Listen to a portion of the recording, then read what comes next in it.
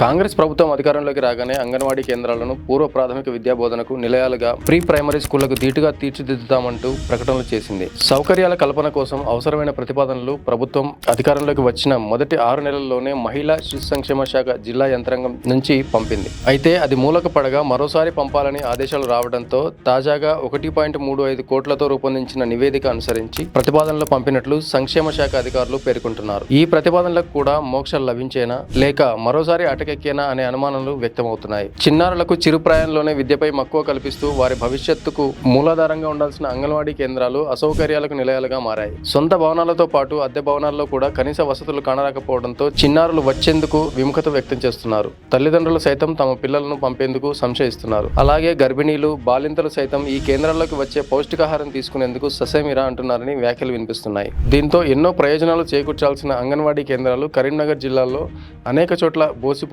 దర్శనమిస్తున్నాయనే ఆరోపణలు వెల్లువెత్తుతున్నాయి.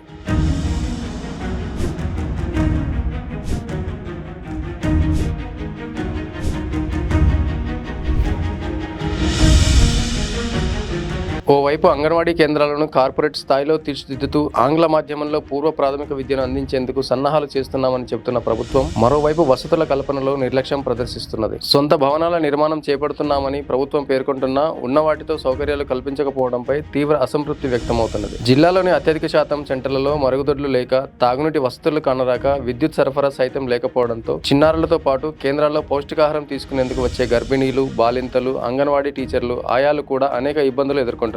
జిల్లాలో 777 సెంటర్లు ఉండగా వీటిలో 307 మాత్రమే సొంత భవనాల్లో కొనసాగుతున్నాయి.